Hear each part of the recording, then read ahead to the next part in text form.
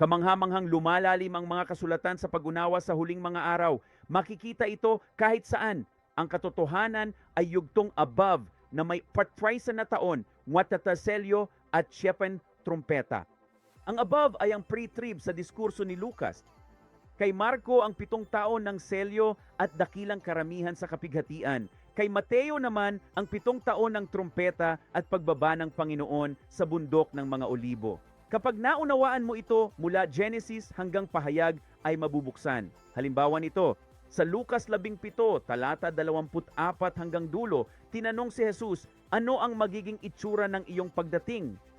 Sabi niya, magiging parang kidlat ito mula dulo hanggang dulo sa kanyang pagdating.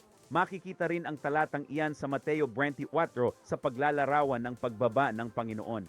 Wala ito sa Marcos o Mateo.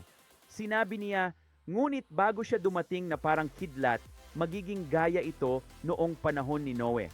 Tuwirang pagtukoy ito sa kanyang 40 araw bilang anak ng tao pagkatapos ng pre-trib wedding.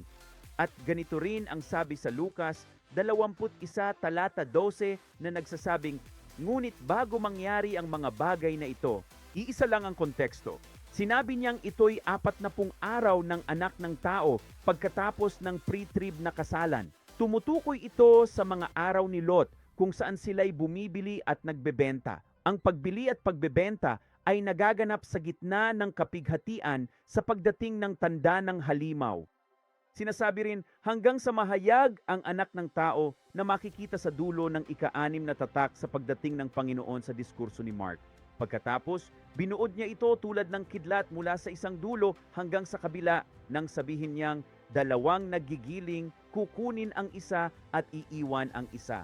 2 sa bukid, kukunin ang isa at iiwan ang isa. At sinabi niya, at kung nasaan ang mga bangkay, doon magtitipon ang mga agila. Sa Mateo 24, ganito rin ang paglalarawan, sa 2 nagigiling o nasa bukid, may kukunin at may maiiwan. Sa talata 28, pagkatapos ng tungkol sa kidlat, sinabi niya, kung nasaan ang bangkay, doon nagtitipon ang mga agila.